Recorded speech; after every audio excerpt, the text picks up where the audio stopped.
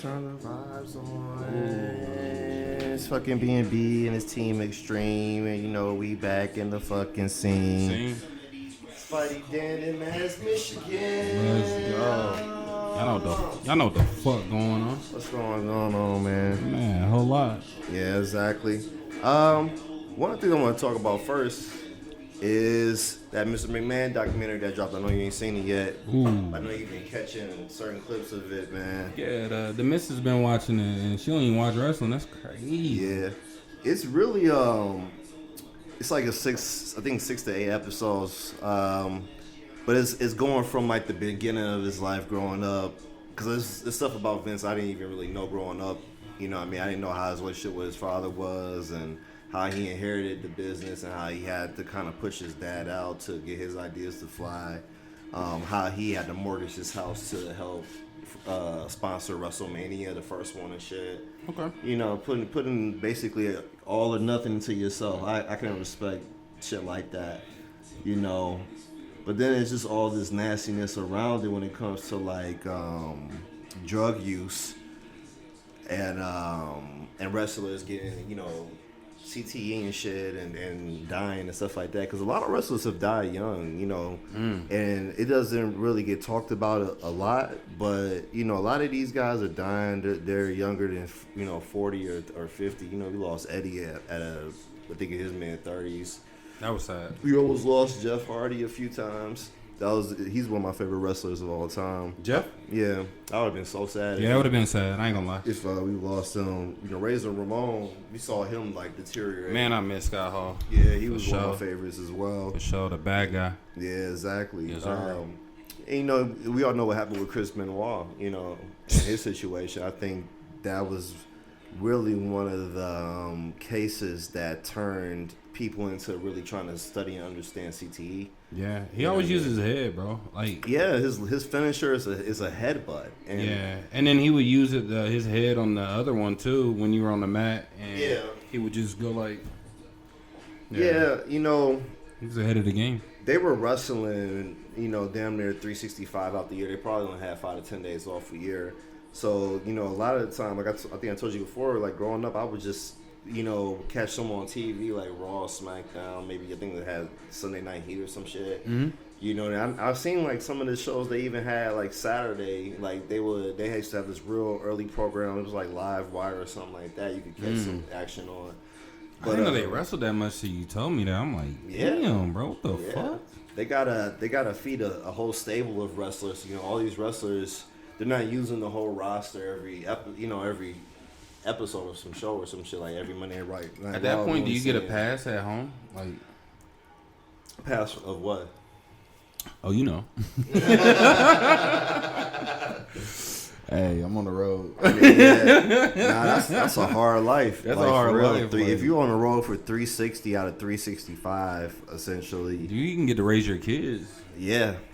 Nah, you know, they're really only stopping by when they in town. You know Off topic, shout out to the beet juice, man. That shit fire. Oh, yeah. Always. We ain't drank nothing in a while, you know what I mean? At least not on fucking air. But not on air. We drink it outside of, but yeah, this is beets, this is pineapple, apples, and ginger and cucumber. This shit get your dick hard, fellas. Yeah, I'm weak.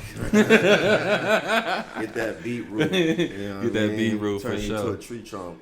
Nah, that part. But yeah, man, Chris Benoit, damn. Yeah, it's sad. It's whole story. Yeah, you know, I remember I was watching some documentary on him because they had their like I think maybe Dark Side of the Ring. Dark Side of the Ring. Yeah. Man, that was sick to watch, bro. Yeah, I didn't know him and Jericho was so cool. Him and who? Jericho. Chris Jericho? Yeah. Well, all of them from WCW was cool, like the Four Horsemen, and then Jericho as well. Eddie, Dean Malenko. Yeah. This really show our age, and you know, if you really was in the wrestling back in the days. Who else was part of the crew? Dean Malenko. WCW, I think Lex Luger came from over there. Yeah. They did get Goldberg. I knew him and Eddie was cool. I didn't know they was that cool. Yeah, I didn't either. To where I sleep in your wife's bed because I miss you. That's crazy. That's some wild shit. Yeah, I think when it comes to like mental health and mental even health awareness, a lot of those conversations. I'm glad we have these conversations now in the 2020s. That part. But in the 90s, this wasn't something that was. It was like you gotta just roll on. Like everybody is doing it. Everybody like it pushes the culture of work through when you hurt. Yeah. Like have you seen? I think Kawhi is out for like the first part of the season again. And they were talking about his numbers and how he's probably played like an average of maybe 40 games or less for the Clippers the last 4 or 5 years. Health as well. You know what I mean? No. And it's to me, when you're supposed to be a franchise player and the franchise can't count on you consistently, I think either you relinquish some level of money or role or go to a different place or retire. Because to me, it's like we ain't getting nothing out. We not getting nothing consistent out of Kawhi enough to be like, oh, we can make a run at anything. He's gonna be hurt half of the fucking. I mean, season. even if he retires, he's still goated. He's a Hall of Famer for sure. I think he's a Hall of Famer for sure. Yeah, 2-time champ, 2-time Finals MVP. That alone enough. That's really, enough. He's a multiple-time All-Star. Yeah. I think he's got I think he got a medal, if I'm not mistaken. You might have to look that up for sure. For sure, gonna have to look that up. But even still, though, he played for some great systems. He's a really good player when he's healthy. But that's the thing. I'm so glad Russ left, man. I'm so glad he's with a contender that can actually fucking use him. You know what I'm saying? Like the teams he been on, like going from like the Lakers, they couldn't really use him. Then they went to the Clippers. They could use him to some degree a little bit. They used him better than the Lakers did. Yeah, but it still was like he's in Denver now, right? Yeah, he's in Denver. So I have him back up Jamal, obviously, and that's a great second general to your squad. You feel me? So even if Jamal get hurt, Russell still can go out there. He's still athletic enough to put up some boards and put up some points for real. Oh, for sure. You know what I mean? Without a doubt. But back to the Vince thing. One of the things I saw from him is that he didn't get much acknowledgement from his father. He didn't have a real strong relationship with his mother, and he was really passionate about the wrestling business. What you about to do? Vader. Oh yeah, hold on, y'all. We about to got his ass tray. Hey, yo, ass tray. Dark side. Hand me that shit over there. Thanks, girls. But yeah, so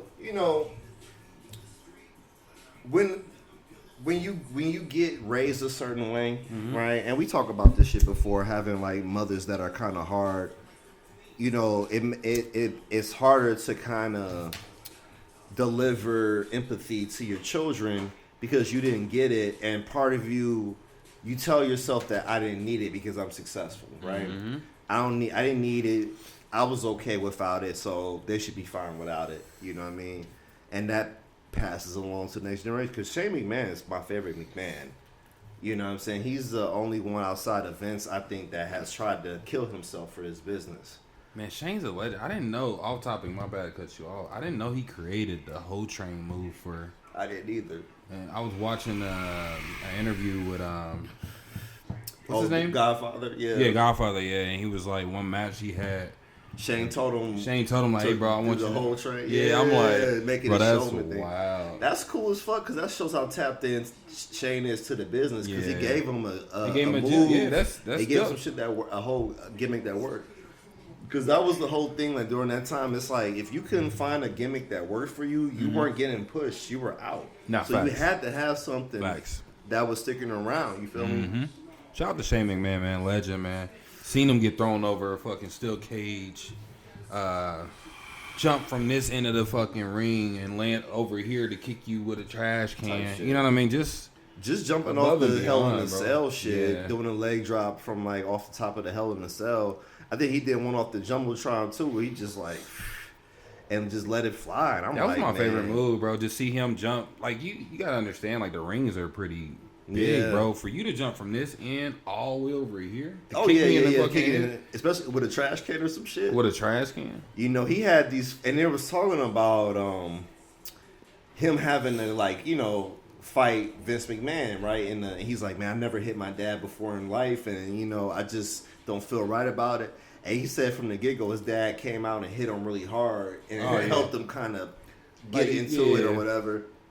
And my thing about Vince is that he sacrificed a lot of his family, especially his wife. Yeah, his wife they put her through some crazy storylines, with the cheating with Trish and kissing on, doping her up and shit and just wheeling her around. And she played into it. She was like, "This would really get them mad if you have Trish lean over and kiss me on the forehead while you should sleep with her in real life." For the plot. Nah, this nigga Vince a wild dude, bro. But I ain't mad at him.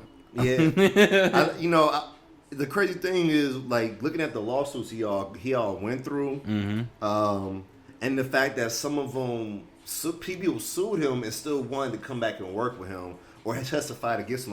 Like Hulk Hogan testified against Vince McMahon.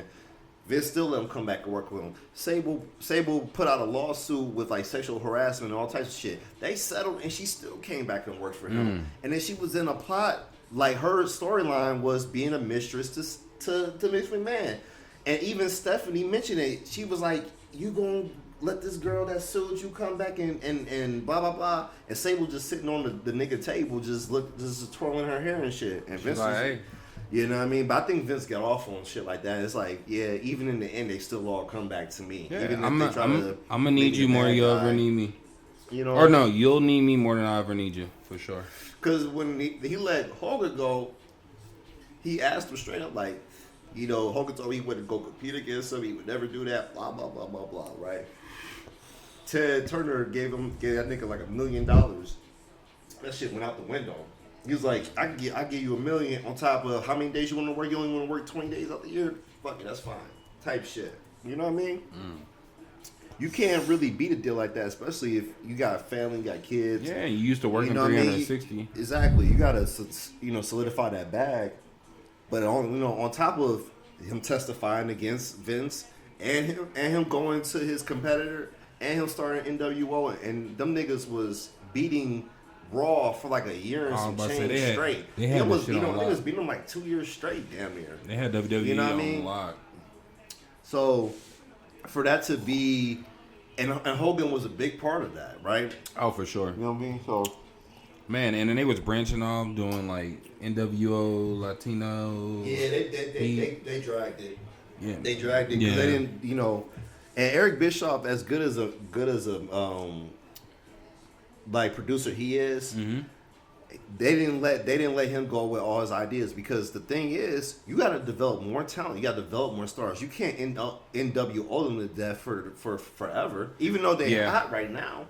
But nothing stays hot forever. He knows, and everybody knows that. This shit gonna get old after a while. We're going to break these niggas up. Exactly. But just the fact that they were able to spin that, get people to invest in it, the emotion of the story, and turn that that heat into fire, essentially. Amazing. Yeah. And that storytelling is from Vince and his company. You know what I mean? They went from a thousandaire business to $1 billion industry. That's something that was, from a guy who did nothing but eat, sleep, and shit this wrestling business.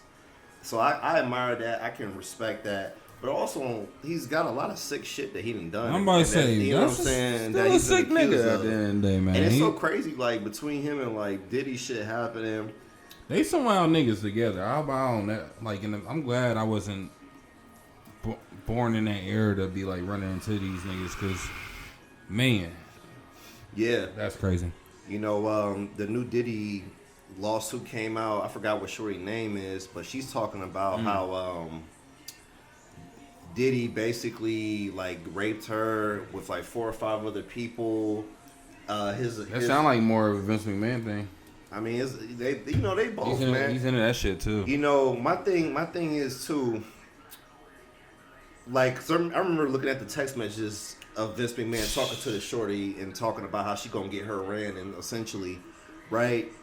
We read it on the episode. Yeah, exactly. There's a level of depravity that comes with power and position, because you're used to being able to get people to bend to your will to do whatever.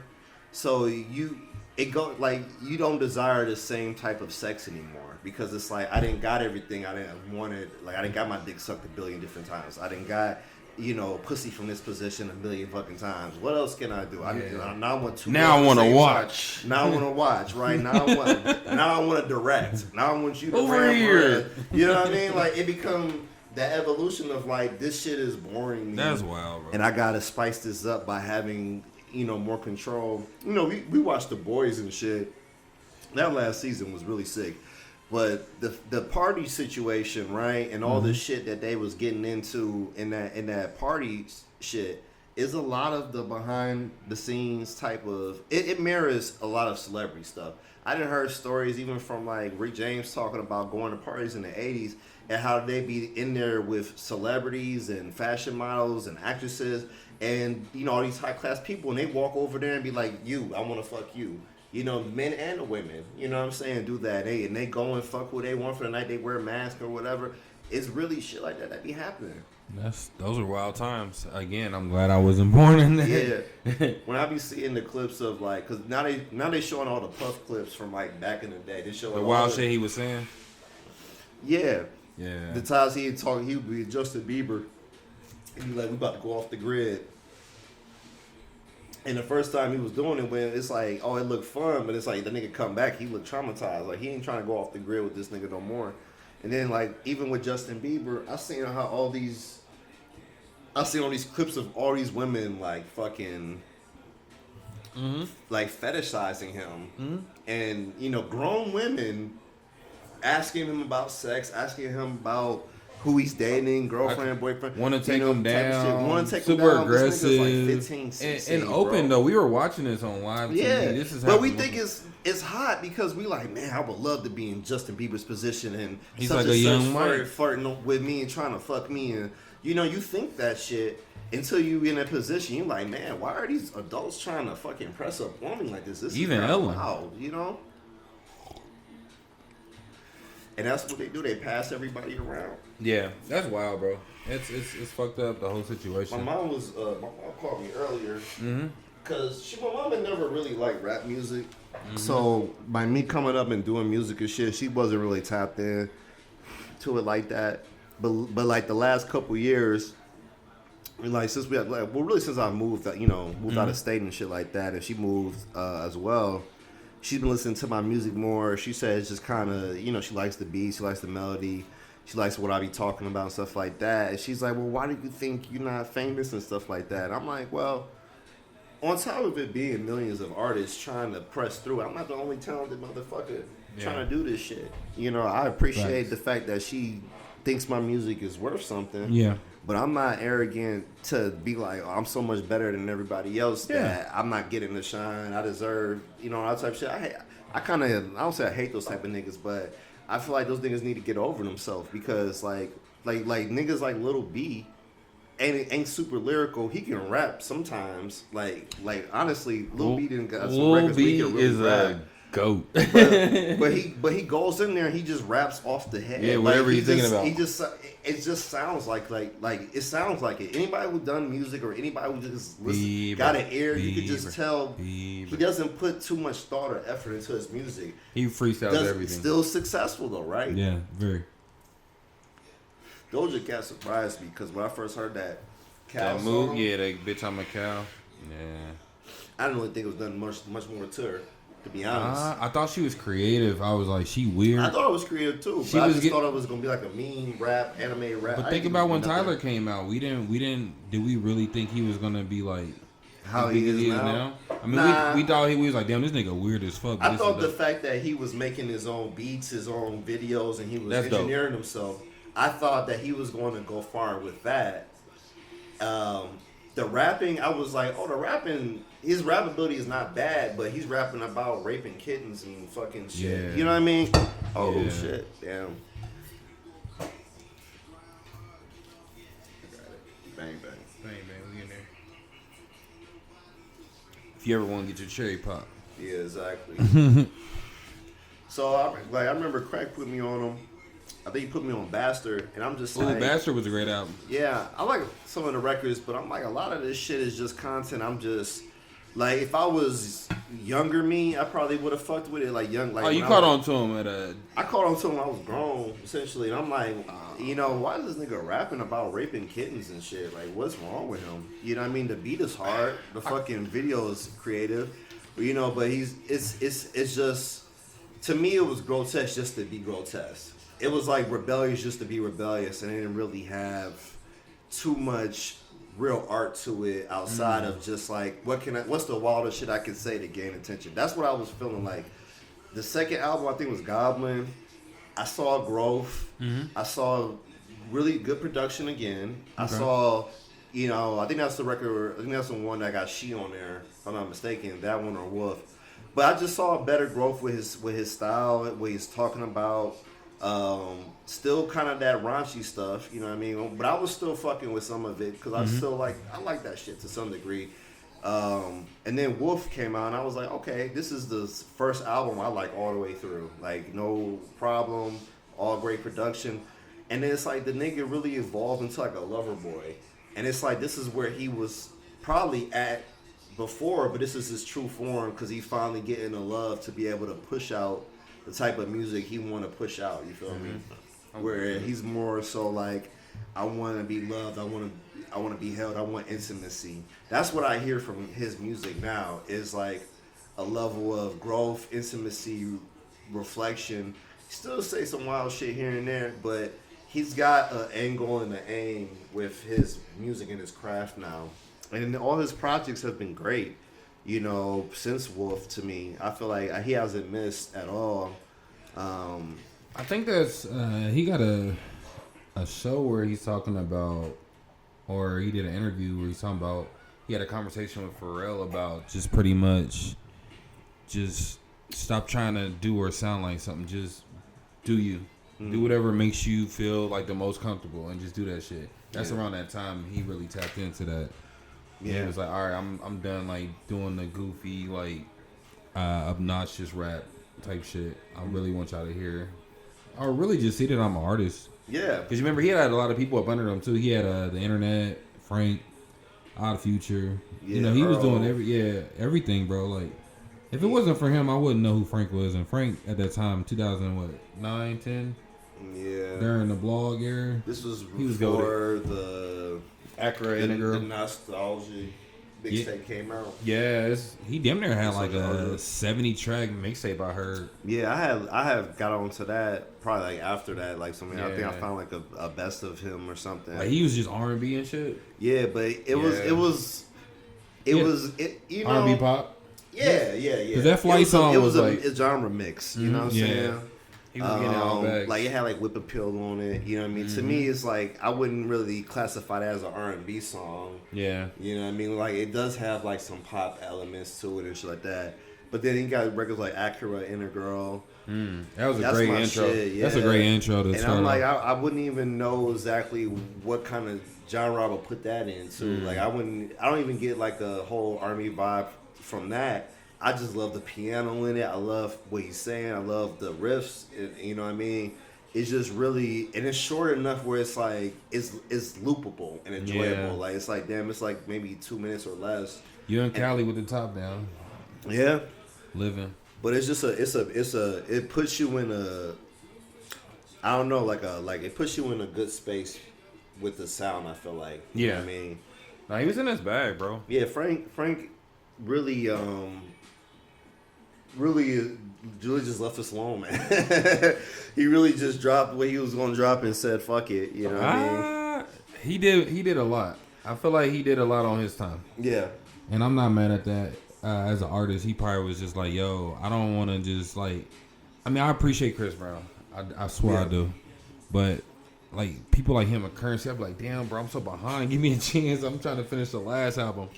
It'd all be great products, but I'm okay with artists that just want to take a break and just live and then come out and put out some content too. I mean, that nigga been living like for 8 years. You know what I mean? It's been 8 years since his last album? I don't know, bro. Nah. It's probably 20... Blonde, right? I would say 2016, maybe? Say it ain't so. 2016 for Blonde? Because he came out that was a great album, by the way. Same year, huh? All right, Blonde album came out in 2016. Yeah, I was Frank right. be missing, bro. Yeah. Frank be like, all right, y'all. It's been real. Yeah. Y'all be safe. No, out what's there. crazy, what still blow my mind is when they booed Drake for showing up at the Flognog festival. Oh, yeah. And because they thought Frank Frank was was- going to be there. They thought it was going to be Frank. They got Drake and they booed Drake. I'm that's like, wild. That's crazy to me. It's like, if you weren't going to get Frank, Who better? Who better, right? Who the fuck else better? Kendrick Lamar? I ain't gonna lie. J. Cole? It would be weird, but if Breezy came out, that would have If been Breezy nice. came out, would have been crazy, but I would have been there with it too. But I don't think the Tyler and Chris Brown fan base like, crossed because of like the whole Frank shit too. You know what I mean? Oh yeah, that's right. Yeah, They did remember? get into a fight. They got into a fight. That's crazy, man. It's Niggas be thinking gay people ain't with this fucking shit, just, man. just because he gay don't mean he ain't got hands. Them niggas be having a brawl, man. You know what I mean? You gotta think about it. Niggas be fucking with gay people because they gay, so they have to learn how to fight. Yeah. Or they gonna keep getting fucked with. I'm still a You know what nigga I'm saying? inside, bro. Yeah. I'm still a nigga in the inside. Masculinity doesn't equate to your sexuality. Yeah. And that's a mistake a lot of young people make. You know what I'm Yeah. saying? Those are two different things, essentially. You feel me? Keep thinking shit sweet. He gonna fuck you gonna up. find out shit sour. And that's the worst nigga to get knocked out by. Yeah, you They don't no get telling knocked what out he for a gonna gay do. nigga. Yeah, Yeah, you don't bro. know what he gonna do. Yeah, You know what I'm saying? it's over. Man, you know what's so Your crazy, ass is bro? not safe anymore. I heard this story, right? This nigga was this Funny nigga laced this dude blunt because he was making fun of him for being gay, and the nigga passed out. That nigga took pictures raped and him? put his penis in his mouth, bro. Took pictures with it, posted it on the internet and shit.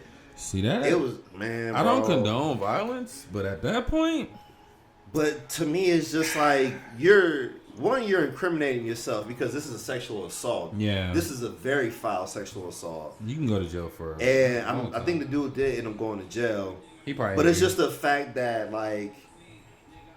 as a man, I don't even know how you can deal with that without killing him. I feel like that's the least you can do is kill him in order to feel like you got something back. I ain't want to say it. That's, you know what I mean? I'll probably have to blink this out. But real talk, that's a hard, facts. you know what I mean? That's why I be trying to tell dudes, you got to be empathetic Yeah. and listen to people's stories when they talk about being sexually harassed or being assaulted, stuff like that. 'Cause, a lot of women, they go through that. Bro, it's crazy.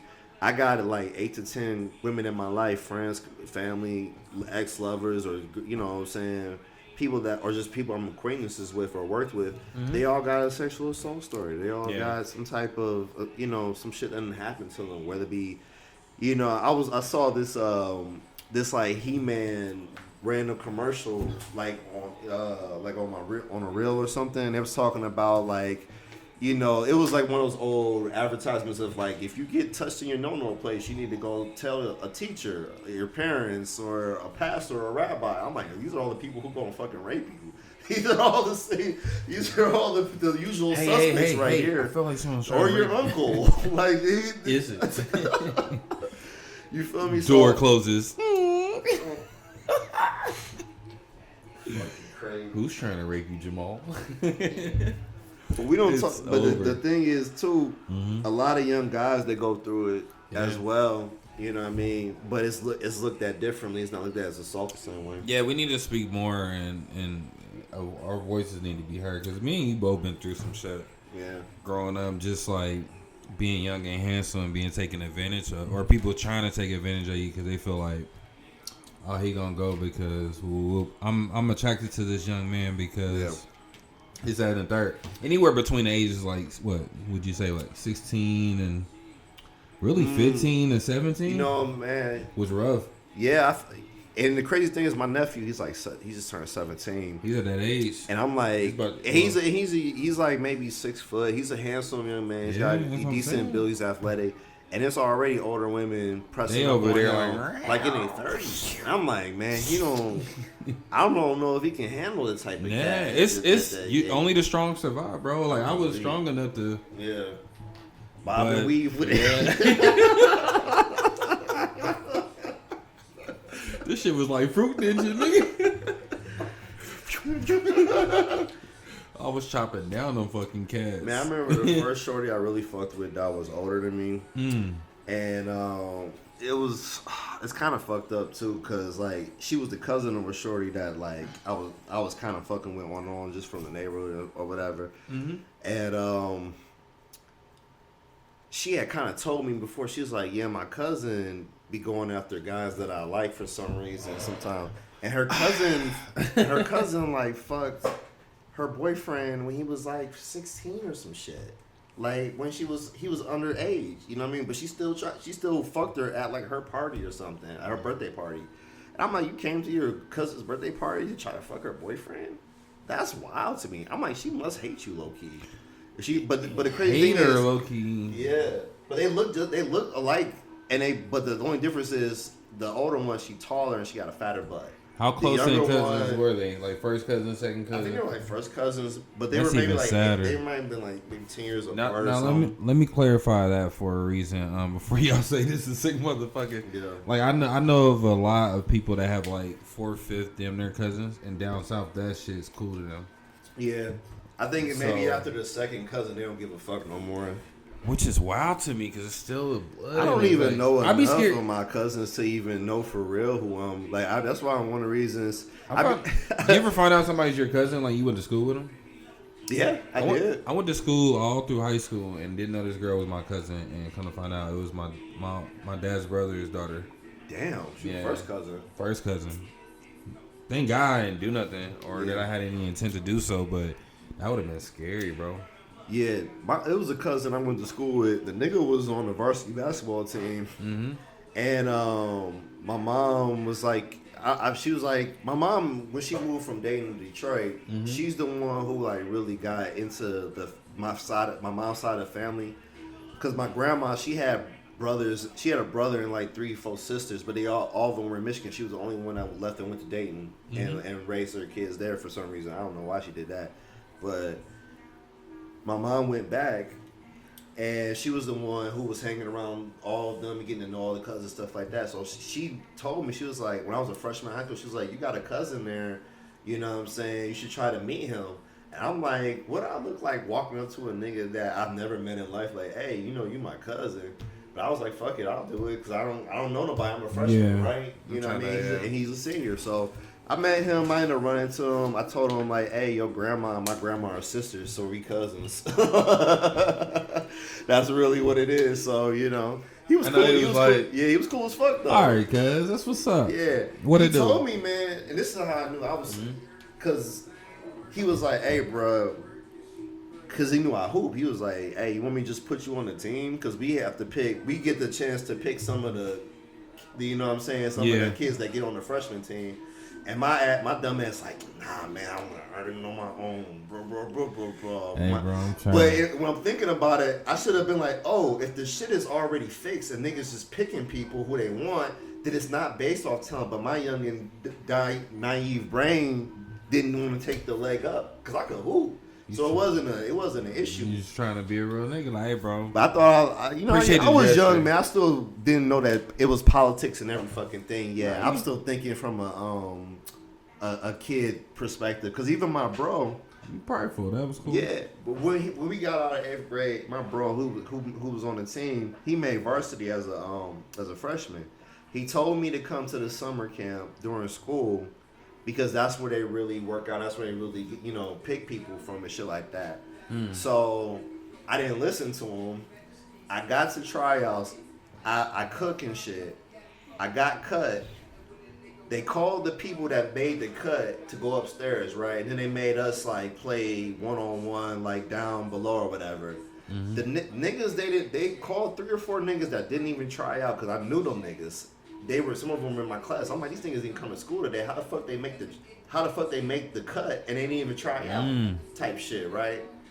So that's when I found out even then. I'm like, oh, okay, this shit is based off of that. You know what I'm saying? My mans was trying to tell me like, yo, this is real. I won't say I was arrogant at the time. You was blind to the fact. But I was just like, man, I can hoop, but when I show up, this shit gonna work out. So even though I got cut that first day, I had ran King of the Court, and I shit you not, bro. I went like maybe 11 or to 15 in a row. you know what I'm saying, as a freshman off of like a couple sophomores and a junior and shit like that. The coach watching me, the freshman coach watching me, so I get cut. I'm like, hey, bro, I cooked, so tell me what I need to do to make the team, because I don't know what the fuck else I can do. You saw me go 11 for 11 over there, and you telling me I'm not good enough to be on the team, so tell me what the fuck I got to do. And the dude was like, hey. You got to slide on that 20, bro. But now he was like, hey, you know, you can come back, bro. You know, he just put me on the list. So I made it through that cut. I made it all the way to the end, bro. And it basically was like, yeah, we got enough guards or some shit. I'm like, I'm really a small forward, but they, because of my height, they just like, you really can only play guard for us. I don't know. It is what it is. I cried and shit, bro. I was upset. It was like a motherfucker. That's sad, bro. That's how shit be. Nah, it's okay, man. Like I realized next year when I went to tryouts, I was even colder in 10th grade year. I got hurt the same fucking day as tryouts. Like I had hit this game winner. I hit this game winner, bro, in June. And then tryouts was like right afterwards. And I rolled my ankle. I'm like, it's not meant to be. It's not meant to be. I'm about to rap or something. Hey, yo, coach. I let it go after that. I'm like, nah, I was going to make it this year, this was going to be year. I got to be a senior, though. And the dude that I told you that told me to come into the camp as a freshman, shit, he was my man. He made, like I told you, he made varsity as a freshman. So by the time I got to be a senior, he's already captain of varsity because he's been on varsity the whole fucking time. Yeah. He said the same shit. He's like, bro, I'll just put you on the fucking team. And at that point, I'm like, nigga, nah. I'm only going to play 1 year. I ain't about to go to college off this shit. I'm rapping and smoking weed now. Yeah. I'm in a whole different... I don't want to fucking run track. I had ran cross country, bro, like in 9th grade. Track was fun. I couldn't get into it. For real? Yeah. I cross country, they made us run fucking like 6 miles for training. The marathon was like 3 miles. We had to run twice as long to train to you know what I mean, type shit. Yeah, you running fucking 6 miles a day, bro. I'm not fucking with it. I love track, bro. That shit was so fun. Maybe if I joined track, I might have liked that, but I thought I did cross country because we didn't have too many fall options. Like track was like spring, cross country was fall, and they had wrestling and shit like that. I didn't want to wrestle. I'm like, I don't want to wrestle no other niggas. That's kind of gay to me.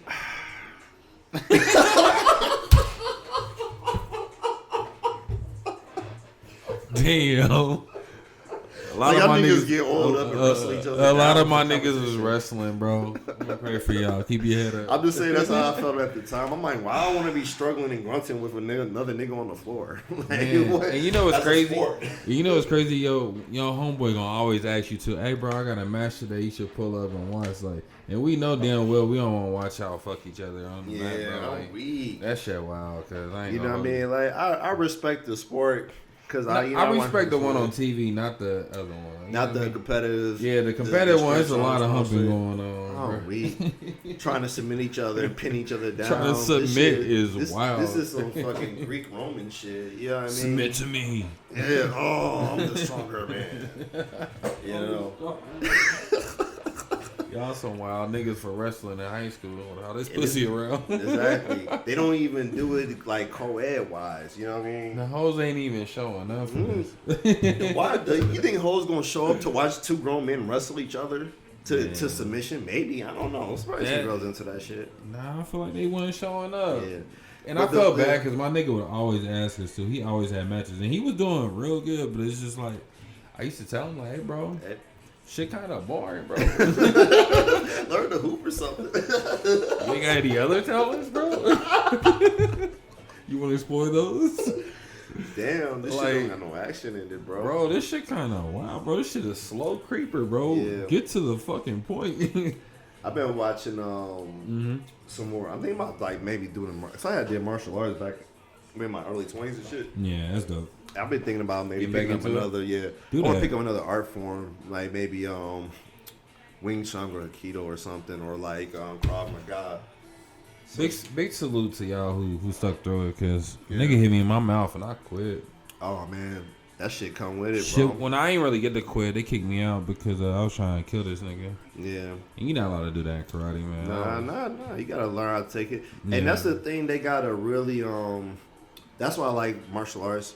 Because it really tempers your mind you have to be able to control impulses and take hits and be okay with knowing like getting hit is part of the game, it's part of the training. Yeah. Because like, you know, one of my instructors said like, you know, great fighters are often hit.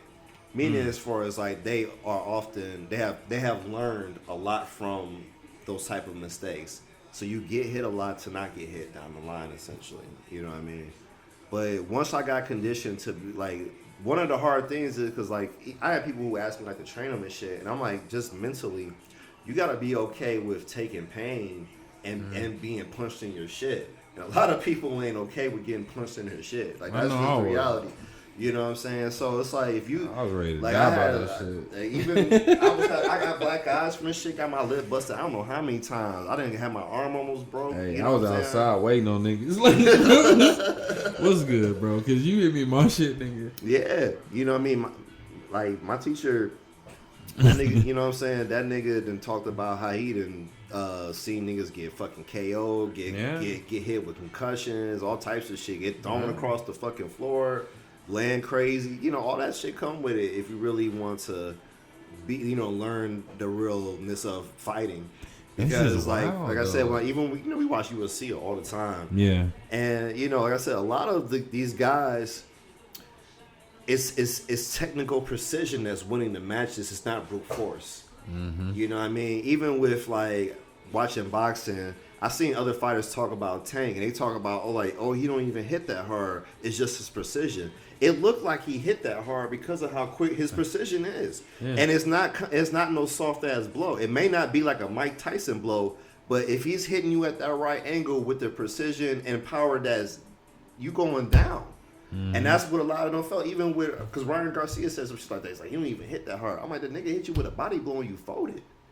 That shit had to hurt to some degree. He hit him in his chest and he nailed them there, right? Yeah. Like he couldn't get back up. He was talking about his chest. He hit him so hard.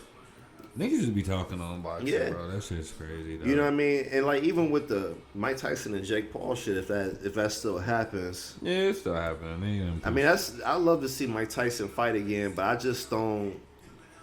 I don't want to see him go out sad. You know what I mean? Yeah, it's bound to happen, bro. If he can't hang with Jake Paul, because to me, obviously Tyson has a better legacy than Jake Paul. Like, it's not even no question. Like, when I saw Tyson fight Roy Jones Jr. a couple years ago, he was looking dangerous. I'm like, oh, this nigga still hit hard. He hit Roy with some shit where that nigga was running from him and hugging him the rest of the fucking fight. After I think he caught maybe 2 body shots from that nigga, bro. He was like, that's what I'm saying. Niggas I'm hugging this nigga. I'm not going down. Like, he did everything he could not to go down. Man. You feel me? And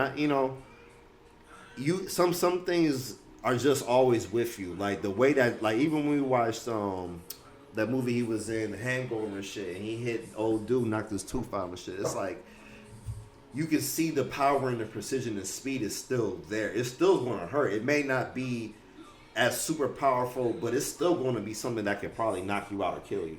The nigga wrestles with tigers. How old is this nigga, bro? I think he got to be in the 60s now. You know what I mean? I still wouldn't. I'm gonna pray for him, bro. I don't want nothing to happen to where he do. Yeah. In the ring, you feel me? Yeah, I'd take on 3 dogs before I try to fight, take a Mike Tyson punch to anywhere. You know what I mean? I ain't gonna lie, he ain't on the drugs, so it might not go as we think it is. I mean, I just know that he gotta be able to. The thing to me is Jake Paul hasn't been touched enough. He hasn't been touched in that way by somebody like Tyson. Somebody who has that fury, somebody who has that anger, somebody who has that power, that strength. That, like I said, because Jake could catch Mike on a certain angle and drop him. It's not like it's impossible. Yeah, we've seen him do it. You feel me? It's not like he hasn't knocked people out before. But you're going against probably the hardest puncher ever in boxing. You know what I mean? Arguably. You know what I mean? So taking a body blow from that, or taking a face shot, an uppercut from that, because I had went through and watched some of his knockouts just recently, just his comp, and the way this nigga hit people, it's feel like a fucking colliding train. It's like boom. You know what I mean? These niggas is falling. They losing all they sense in they body. They falling out of the ring. They dropping on the spot. That nigga come with that double uppercut, miss and then catch you, or he double up and catch you in the side and then go to your chin or some shit. Mm-hmm. Oh my God, that shit was right on the button, putting people to fucking sleep. You know what I mean? So we'll see how that shit goes. Just pray for old Mike, man. He get old. Man. I don't want to see nothing happen to the young. Well, the OG. I wouldn't mind seeing him get back to really fighting if he really gets into shape and shit. I mean, for what though? You know, cause I fucking, that's the man. Fuck it. Fuck it, why not? Yeah. I feel like, remember that movie with Rocky? The Great White. Oh, you talking about the Rocky where he was like owning a diner or some shit. And he decided to fight like Rocky, the champion at the time. Like Rocky 4 or 5. It was not. I was like Rocky. I think it was Rocky. It was like Rocky 6. It was the one his son is grown up and shit. Oh yeah. And Adrian's dead, and then he fight this dude named Mason Dixon or some shit. Dude's like a Floyd Mayweather type of fighter, like he's the champ. And then they had a simulation match of who would win between him and Rocky. Then they decided to actually make it a real match into an exhibition match. Rocky comes out of retirement. He's like in his 50s. You know what I mean? Gets back to training, and he like goes through this training regimen of like just getting strength, because it's like, well, you don't got the speed to keep up with this nigga because he's in his prime in his 30s and nigga you in your 50s, so let's not do that. We got to get you just strong as fuck and just get you able to, like, if you hit this nigga hard enough he gonna fall. Like that was the plan essentially. Like we just gonna get you strengthed up, get your movement and your footwork, try to right if we can. You gotta drop this nigga. That's the only way you can win. And he ends up, and they end up going the distance. It was like an exhibition match. I don't really think there was a winner. But he goes the distance. It's symbolic of him still having his heart of a champion. So it was a draw? I think so. Or Mason or the dude won, but Rocky didn't win. I know that. I know he didn't win that shit. Let me see the letter. Yep. Shout out to Rocky, man. Yeah, shout out to Sylvester Stallone, man. I gotta check out that Tulsa King. Hey, I ain't gonna lie, I'm on season 2 of Tulsa King. Yeah. That shit is amazing. I still haven't watched Snowfall. I guess I'll figure out Whoa. Buddy. Haven't watched Snowfall. You still haven't seen Harry Potter, sir. Man, I try to watch Harry Potter, but I be Harry sneezing. Oh, weak. Bro, I hit the snores on him. One of the greatest fantasy sagas of all time. Harry Potter? Yes, sir. That when them books was fucking out, bro. See, I didn't read the books. I probably would have liked the books. Man, them motherfuckers was selling out, bro. Like you had to go to different. I remember that shit. I think I got into it probably around the time, maybe like around the time the first movie came out. I started reading the books because I read the. I don't remember, bro. It might have been around the same time. I don't know. But I got into it right then. Then, like, there was a couple books out, and they were just making the movies. I think I had 3 books out, and there was only 1 movie out. So, read the first 2 books. Chamber of Secrets, I was like, oh, I'm locked in. This shit is lit. Shit was lit. Chamber of Secrets is one of the best movies because it gets murder mystery like. Because these kids start getting attacked at the school and shit. They getting paralyzed and petrified, and they don't know why it's happening. It's this snake that's crawling around. It's a basilisk crawling around in the fucking pipes in the school, and it's just hopping out and fucking petrifying people, turning them to stone and shit. You know what I mean? The snake's been there for a long ass time. It's like in this chamber, Chamber of Secrets, right? It's in this chamber where this heir of one of the school founders made this secret room where they can talk to snakes and shit, and it's basically like some dark magic and shit happening down there. So I mean, it goes up from there. The third one is really pivotal as far as how the series starts going. The fourth one, Goblet of Fire, is really good to me. Like they just start going up from there, bro. Like I was locked in probably by the second one for sure. Like the fourth one, fifth one, I couldn't get enough. Half Blood Prince is probably one. Like 2, 4, and 6 are probably my favorite ones for real. You know how they say you snooze, you lose. I lose, man. Because I was snoozing, bro. Yeah, I still haven't seen Lord of the Rings, bro. I was scissor for sure. I heard Lord of the Rings was better. Yeah, I mean it's to me. It's like I'm like I always look at it like damn this shit 3 hours. Like 3 hours? Do I really want? You know what I mean? Like you get the I gotta really like sit down and get into it. You know what I mean? 3 hours is wild though. Yeah, but like everybody, you know. Think of the coldest 3-hour movies. Were they worth the 3? Yeah, I would say Justice League was 3 hours. I would say Endgame and then Infinity Wars. I think they were both like 3 hours, and one of them was 3 hours. I was locked in. I know one of them. Yeah, from the start to the beginning, and we don't talk about how great Infinity War was more than Endgame to me. I think that whole Phase 1 saga leading up into the Infinity War is probably the greatest saga of movie, movie timelines colliding that I've seen. Infinity War was 2 hours and 29 minutes, but it was. How much was Endgame? Endgame is 3 hours and 1 minute. Okay, so Endgame was the one that was 3 hours. I was I was locked in. There was an hour they could have did without. Nah. It was plenty of action because it had like 3 or 4 different storylines going on. You had niggas in space coming back. You had niggas trying to do shit with the science and magic. You had them going gym hopping, trying to get gather the gems from a different timeline. You had all types of shit happening. You right. Cap. You had the Avengers Assemble moment. You had Cap getting the fucking hammer. Iron Man sacrificing himself. Everybody coming through the hole that had blinked out for 5 years. That was a large scale. Like you got to think like everybody from every single saga is merging onto this battle. Right now, like you got Black Panther, you got Bucky, you got Iron Man, you got Falcon, you got everybody, Warhammer, you know what I'm saying? Peter's back. Everybody that can fucking lend a hand is in this bitch. All the chicks from I remember they had the whole sync up where all the chicks and shit like they randomly found each other on the battle stage and ended up like going through the sequence of kicking ass or some shit for a minute. I fuck with Valkyrie though. What's her name? Shorty that played her. Remember? Who? Shorty that played Valkyrie. She like kind of light skinned.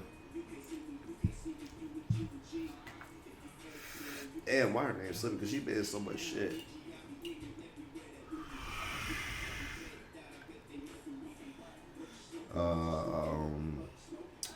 Ooh, I feel like it's like Tessa Thompson. Yeah, that's the shorty that was on. Am I thinking Tessa Thompson? That's the shorty that was on Creed. Yeah, she's cold. I ain't gonna hold you. Cause some of these people, let me double check. Okay, yeah, it is her. Cause she's in Thor. All right, bad. Sorry to Bother You is a good movie too. Tessa Thompson. You said who? What movie? Sorry to Bother You. You ever seen that? She was in there. Yeah, with Lakeith Stanfield. Okay, I started it, but then I didn't finish it. Bro, it's fucking crazy. It's a really good movie. You know what I mean? I like the fact that it has these underlying cells about black and black men in the workplace and stuff like that. Because the success that he gets is like because he talks white or whatever, and he has his white voice, and that's why he's able to start to sell a lot. He gets to the floor, everybody uses their white voice on his floor. It's ridiculous, but it's just funny in how it parodies work culture and atmosphere. You know what I'm saying? That's lit. I don't think I ever watched Office Space until recently. I watched it. Office Space is a fucking cold classic, bro. Yeah. Like there's people that like around the world who can quote that movie, and I'm one of them. That movie's a fucking classic, bro. If you've never seen that fucking movie, go watch it. Go get high, watch it, enjoy yourself, get some pizza. Yeah, no, it's definitely It's definitely one of them cult classics for sure. I still haven't seen like The Big Lebowski. Because a lot of people have worked in that situation where they're at a job and they're tired of the same old same, so they just stop giving a fuck. Yeah. And they go through what bro went through. Because he really got hypnotized into not giving a fuck about anything. What, in Office Space? Yeah. He was like, Oh. remember he went to the hypnosis and was like, can you like knock me out till I forget everything? Mm-hmm. And he did, and he died. I'm weak. That's crazy. The joint. You know, homie that didn't get a piece of cake wrote that movie or directed it or some shit. Oh, word?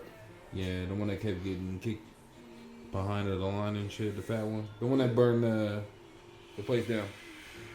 Cause they put him in the basement. Makes sense. Yeah, he Makes sense. I liked that movie Wanted. They had it was like a good office type of. Wanted was lit too. Yeah, office type of related movie where this guy was fighting the mediocrity of going to this office day to day, getting talked to a certain way by his boss and dealing with all that shit. Then he learns he can bend fucking bullets, and he's Neo essentially, and that changes his life. I think I would have loved to see another sequel kind of in that universe. Like how they, like, I feel like to me it's like early John Wick-ish type of shit. You know what I mean? Like I like dude, James, and the dude who played him, man, he's such a good actor. I think it's James Avery or some shit, James McAvery or something. I forgot what his name was, but man, the dude who played Professor X and shit. Mm-hmm. Man, yeah, bro, like his acting is really top notch. He's in a new movie that looks badass. Yeah, James McAvery. Yeah, he's in some scary movie that looks pretty that good. Speak No Evil. Yeah, I want to see that shit too. The motherfucker's The nigga cut, is bro. Scottish? Of course, you can tell. That's crazy. These motherfuckers really be coming over from England and Scotland and Ireland and just be acting their ass Nigga off. 45? Yeah. Getting it. That's what I'm talking about, bro. But his fucking resume is great. From the X-Men movies to Wanted to Glass, Split, he did his thing. I didn't know he was in the Chronicles of Narnia. Last King of Scotland. Victor Frankenstein. He's in the Deadpool Chronicles of movies. Narnia. I ain't know that either. Yeah. Like, his resume is very good. Penelope. He's in Atomic Blonde. Yeah. Atomic Blonde was a great movie. I ain't gonna hold you. Yeah, he's got it. He's got it for sure. Nah, yeah. He ain't like Joanna Man, though. Oh, He ain't got nothing on him. Yeah, ain't nobody got nothing on Joanna, man. Shall I proceed? Fucking legend. So, man, it's spooky season, bro. What's when it comes to your scary movies, what's your favorite? What's my favorite? Yeah. For sure, the Scream series, for sure. I'm big on Chucky. I already know that. Why you like the Scream series so much? Man, it's just everyone is a cliffhanger back then. Just the suspense about it. I feel like me at the time, I didn't know who really did it. Like, I thought I knew, but I really didn't. Yeah. I love that aspect about it. I used to read these books called, from this dude named his name was Encyclopedia Brown. You ever heard of him? Like, I think back in the days. Yeah, basically he would solve mysteries for his dad because his dad was a policeman. And he would solve mysteries around the neighborhood. And the nigga was so smart. He was always putting cases together off of little details of the story, essentially. Like, just pulling literal, just the whole plot out of little to nothing. And I used to scour those books trying to, because they had the answers in the back. And I'm like, man, how the fuck this nigga be figuring this shit out? Do these little quotes and shit like that. And I was watching this movie not this movie, but this video of, like, finding the secrets in Scream and Saw and stuff like that. Because it's all they're like, these are the signs that you should have seen that would have shown you who the killer was. You feel me? So you were surprised every time? You never knew? Okay. Nah, bro. I think for me, third one surprised me. First two, then. I mean, it don't now. I kind of had back then. Yeah, back then, I feel like the boyfriend, like the first one, I feel like the boyfriend was the misdirect. But I was like, he's giving me so much creep vibes. I'm like, he got to be doing something. He must, But I didn't think it was two killers. So, Exactly. that was my thing. I didn't think it was two killers at first. Exactly. You know, Stu making like, and then they were like, oh, his best friend wants to kill with him. Cause I'm like, well, what's this nigga motivation? I just want to kill niggas. Like, essentially, you know what I mean? I'm just along for the ride because my nigga decided he wanted to kill. Fuck it, why So not? I'm like, I pulled up. And to have that be a reason, because like sometimes we like to tie things together and everything to have a reason. Sometimes shit don't have a reason why shit just happens. It just fucking happens. I just fucking did it. All right. Yeah. The second one with the second one being Billy's mom and one of the dudes from college, right, that they were fucking with. It was a dude in a friend group. And I think from then on, that's what I was like, always like, let me look at the friend group. Let me look at who's close in his circle, because one of these motherfuckers got a auspicious type of story or background, and it came from somewhere. You ever seen I Still Know What You Did Last Summer? I didn't tap into those like I did like. You never seen the or, first like- one? You never seen I Know What You Did Last Summer? I watched it, but I don't really remember. Okay. And the second one, essentially, There was a second one. yeah. So you, Brandy was in it. so you knew what happened, and then what? What was on the first one? The first second one, it was the guy No, I'm saying like the first one was called I Know What You I Did Know. Last. So what And the was second one was called? I Still Know What You Did Last Summer. Because you didn't get away with it, but you got away with it. I you know. still know. Yeah, because he wasn't dead. You know, he still knows. But it was really 2 summers ago. It wasn't really that summer, last summer. But like, I Know What You Did Last Summer that was the, you know what I mean? So it was really 2 summers ago. But he still knows. He's like, I'm still holding on to this. And I think I Still Know What You Did Last summer. So he or dragging I Still Know What You Did 2 summers ago would have been too wordy of a title, I think. Mm-hmm. And they were just like, marketing wise, fuck it. You know what I mean? And I get it because it sounds stupid when I said it out loud. I'm like, this sounds stupid. I Still Know What You Did Last Summer. It sounds a lot better. Yeah, it sounds, yeah, bro. I don't know who was in charge of titling, but Fuck it. they need to be fired. Whenever bro. shit's successful, it has to have a sequel because it's just money. It's like leaving money on the floor. It's like, niggas, we made over our budget like 10 times. You mean you don't want to do this again? I know we made a lot of Fast and Furious, but I we haven't getting seen that all cake. of them, bro. You said you haven't seen all of them? I might have seen 5 out of the 10. I ain't gonna lie. I seen the first one. I think I've seen the first one, second one, Tokyo Drift. Seen the 5th one. 5 out of the 10? Yeah. I don't remember what 4 was. Seen the 5th one. And I think I seen maybe 7. Seen the one with The Rock and Vin Diesel fighting and shit. I seen all 10, and after like 6, they started getting wild. But really, Them niggas with the space, didn't they? I don't know. Like I seen this nigga Jason Statham pick up a car part and hit Vin Diesel with it, I'm weak. or it was a Rock or somebody, and I was like, all right, well, I ain't watching this shit no more. And if I do, it's just because there ain't shit else to do. I think that nigga like flew a car into a helicopter or some shit. Yeah, they be doing some wild shit, bro. And I like that they know they being over the top with it. They just like, fuck it. This is what people are saying. We gonna roll with it. You know what I mean? But my thing is, if it's always gonna be people that want to see it, then fuck it. Why not? Everybody come back, get their money. They brought niggas back from. It's gonna be entertaining. It's gonna be entertaining. Yeah, I mean, it's gonna be entertaining. That's Yeah. all people really want is entertainment. All I want is man. entertainment. I want comedy. I want action. Why do you think that people like lean towards horror movie as entertainment? What do you think about it psychologically that makes people be like, oh, let me watch somebody get stabbed to death? It's entertaining. Cause deep down inside, we want to do this shit, nigga. We all got a dark passenger.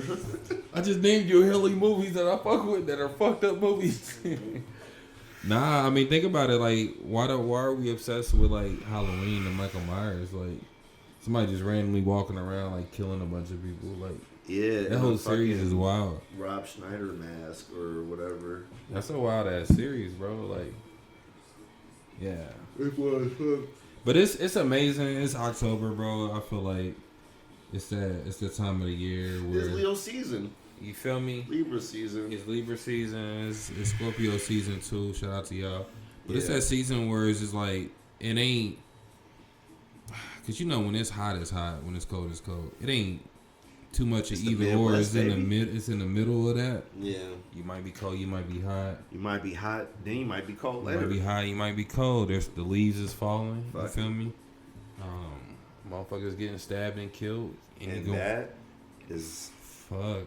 Yeah. Entertainment. I'm weak. Entertain us. Gladiator shit. You know that's why you gotta keep your strap on you. Mm-hmm. When you know rolling in the street. Stay dangerous. Exactly. So, Scream. What's your favorite Screams? Like your top 3 out of the 6 of them. Like ranking? Yeah. Man, you gonna hate me because some of the new ones I don't really feel like that. I'm not gonna hate you at all. I might be on the same page. Oh, for real? Yeah, I liked Scream 4. I did like the twist being her cousin in the end, and them kind of doing introducing the old to the new generation with the technology and shit like that. I thought that was okay. Scream 5, I'm like, I don't know. I wasn't really feeling it. The boyfriend being the killer again, and that's probably my least favorite one. Yeah, he was so lame. And I'm just like, you shouldn't even be dating this lame ass nigga, let alone letting him near you enough to kill you or kill people close to you. And the thing about it, Dewey being in the 5th one, he gets killed, but he points out that the nigga's the killer. Because they ask him, they go to him and ask him, like, you know, who do you think it could be? He's like, well, most of the time, it's somebody who's right fucking next to you. Probably the boyfriend. You know, he's a new guy. He's, you know, might want to fuck with you just because of whatever, blah, blah, blah, blah, blah. And he's like, but how can I be the killer when, you know what I mean? And she, you know, of course she's contemplating that. And that's one of the things of, like, misdirection. You got to give people, like, the obvious. You got to give them, like, the rope-a-dope of, we're going to make it look like this one a bait and switch, or this person looks guilty because they found this body and look like they killed the person, but they didn't. They just found the body. They do all that type of shit, you feel me? And then they be like, you know, they do the reveal and shit. So I'm good, cuz. You want to hit this? Nah, I hit it one more time. Yeah. I liked Scream 6 to some degree. Because it wasn't bad. Yeah, I think the kills. That's actually what I had at like elevated. 3. Yeah, you know, it became more. It became more dangerous because the killers weren't following the old set of rules. They're walking in. They're willing to use guns. One of the killers took the shotgun from this guy and blew his head off with it. It was chasing them, you know what I mean? So it's like I don't think we hadn't seen them use a gun up until that point. I think at that Scream 6 had like 3 murderers. It was all the family of the guy the boyfriend that died. That shit was lit. And I'm like, why I keep fucking with these people, man? Like, let them live their life. It's so crazy that they gotta keep going through this. I just feel so bad for their characters. So I'm like, man, why do they keep having to go through this shit? And, you know, the chick being Billy Loomis's bastard daughter or whatever was really wild. He was walking around throwing shit at him and shit. Calling the police. Yeah, the chick who threw some shit on girl, we would have had to scrap right there. Nah, I would have stabbed her, bro. We would have had to scrap. I don't care how crazy you trying to make me look. This for my You ain't dad. gonna get off on just throwing some shit on me. And especially with your people with you. Like, we'll all 5 of us will fuck you up. The dudes included. Will fuck you up in this bitch. Like, you gonna let somebody just throw a fucking drink on you and walk by and accuse you of doing some shit you ain't do? Fuck you. Some shit I ain't do. Yeah, I mean, she handled she handled it as classy as she could. Cause, like, my thing is, like, I like about Scream,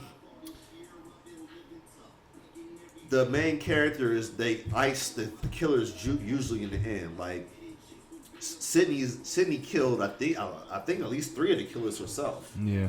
You know what I'm saying? I think Gail might have killed 2 of them. She killed one in the second one, I know that. And I think the third one, it was just Roman. It was just her brother, which was crazy. Because I'm like, Sid is going through this shit back to back to back. Like 3 times in a row, somebody's trying to fuck with you over some shit that has nothing to do with you, essentially. Like, they're fucking with you because your mama broke up some happy home, or that wasn't even that happy because the nigga cheated, so it couldn't have been that happy. Your mom broke that up, and she cheated on your husband, and she got killed because of that. But the daughter is still alive, so we're just gonna fuck with her. And because she killed the killers, we're gonna keep fucking with her. Like, that's just wild to me. What a bitch. But and then they made that movie about her life in the movie. Right? Like, they made a series called Stab, and it's about her, essentially. That's what I liked about the movie, too. Because I'm like, they getting real... They're really getting into how reality will work if that was a real world. It's like they would parody this and make a movie out of this because of how bloody this story is. You know what I mean? So I think, for me, Scream is definitely probably my top franchise of horror movie. Maybe Saw after that. I ain't seen none of Saws, but I gotta go Halloween. Halloween, it's got too many misses for me. It's got a lot of misses, but it's got a lot of hits too. I think the first one was good. Second one, it was okay. Third one I wasn't really fucking with. Fourth and fifth one I wasn't fucking with. The Rob Zombie ones I thought was kind of cool. The Halloween trilogy. I don't like the last one with, like, we're going to introduce a whole new fucking killer, and he's, like, possessed by Michael's spirit. They don't even really explain what the fuck is happening. No, nigga just starts becoming an apprentice and starts killing people. He's like, you look like you need some help, nigga. Yeah, exactly. You want to come murder people? I know it's out of your character, but fuck it. Why? You've been a dork your whole life. Fuck it, why not? Didn't he spend a night with him? Right. The nigga guy was getting bullied. Yeah, he's getting bullied by fucking band geeks and shit, and you know what I mean? It's his. But you don't gotta fucking kill people. You about to graduate high school. Why are you tripping over this shit? You know what I mean? No, it's because that kid that he was babysitting died, right? I don't remember, bro. Yeah, something about the kid that he was babysitting. Like fell to his death or some shit. Like he had elbowed him. Well, it sounds like he got a bad review on Yelp then. Because I don't really know what else you could do about that. Because like, once the kid is dead, I feel like. What you want me to do, bro? Like you. It might tell nigga be standing behind me. If somebody told me a kid died on your watch, I don't think I would let you babysit, sir. You might have to find another profession. I don't know what to tell you. Like, I'm sorry, I'll get a new watch. You might not be cut out for this. I'll just get a new watch, bro. I ain't got time for this shit. It's crazy. So, it is a lot of. I like the Halloween H2O. Halloween H2O was lit. That's probably my favorite one. Yeah, that's up there. The one with Busta Rhymes in it. Yeah, he dry kicked this nigga. That nigga.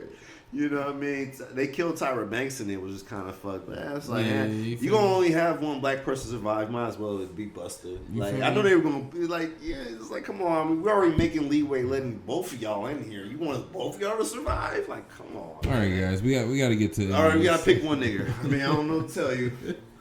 Busta do some kung fu or some shit. You just improvise. All right, y'all, dance off. You and Michael Myers have a dance off. The garage goes up in flames. You karate chop him and you jump out of there. Easy peasy, it burns down. Oh man. Who you think would be like in a good crossover? Like we got a Freddy vs. Jason. What would be another good crossover horror movie? I've seen people play around with these too. Mm-hmm. I think another good crossover would probably be. Honestly, I used to always want Chucky and Michael Myers, or Charles Lee Ray and Michael Myers to like clash because they both love knives and stabbing people and shit, yeah. And they both like quick on their feet. Well, there's a good opposite of personalities there. Yeah, which is I watched this thing called The Kill Count. It's on this channel called Dead Meat. They basically do like reviews on horror movies and they do like the kill count of how many people died and shit like that. Damn. But he gives like a summary of like what's going on in the movie. And I watched one on Halloween Ends and shit. You know what I mean? On the Halloween movies. I forgot my point because I'm high. I was listening to like, yeah. Yeah. So where we going with this? But as far as Halloween, I was about to talk about how they stand apart, right? Mm-hmm. Because he was talking about how Michael Myers will stab somebody and he'll stab him kind of crazy and leave him hanging up somewhere, and he'll just do like a head tilt where he just be like, Yeah. Like he just killed them crazy. He's like, yeah, that was kind of pretty cool. Crazy. So it's like one of those signature things I feel like that that give him a little bit of personality, because it's like it's kind of playful. It's like he stabs somebody and they stab him through a fucking door, and you walk and see the door and the door's just swinging. He just looking at it like, that's kind of funny. That's why I like the Rob Zombie ones, because I feel like it showed us more his emotional stage from like as a kid. Yeah, it fleshed him out a little bit more personality-wise. Yeah, to as an adult, to thinking, he's still going to be this lovable kid at the end of the day, but he's really like a killer who's big as fuck, bro. Like, Robbie, a lot of people didn't like it, but I thought Rob Zombie did his thing on the first one. I think so, too. He showed a different... I fucked with the betrayal, because like I said, we were so used to seeing Michael a certain way. It's nice to see him a little bit differently, see him how he developed, you know what I mean? But I just think... His mom had OnlyFans. I'm weak. She wasn't a strip club though, wasn't she? I don't know. I think she was maybe like a prostitute or something. like maybe not all the time. This is how it starts, bro. This is how it starts, bro. Like, you know ladies, please stop doing OnlyFans, because this could be your son turning into Michael Myers, because he trying to defend you. Bro, I'm on the board. Bro, then them kids in the woods was like, bro, we see your mom sucking dick or something like that, bro. On the Rob Zombie version, remember he had to fight him in the woods? Yeah, I feel like he said something about like... Oh, no, he had pictures of her working at the strip club. On a flyer, remember? He was like, hey, this your mom? I seen her tits or some shit. That's crazy, bro. And it's like, why are kids so disrespectul? Because I remember being like that disrespectful as a kid. I'm like, why were we so mean? Because it's like, fuck it, why not? It's like, why not? Fuck it. Is this your it's mom? the only freedom I got. Is your mom? Her pussy's pretty. Like, bro, man. What? I gotta give her $12 to give me a blowjob. You pay for $12? Bro, that shit have me heated, bro. Yeah, I ain't gonna lie. I probably would fight every day. I ain't gonna lie. I'd fight a nigga. Some nigga said some shit like that to me. I'm about to air this bitch out, bro. Y'all might as well get it. Y'all might as well leave. Bro, man, look, man. Damn, not my news. I'm not somebody.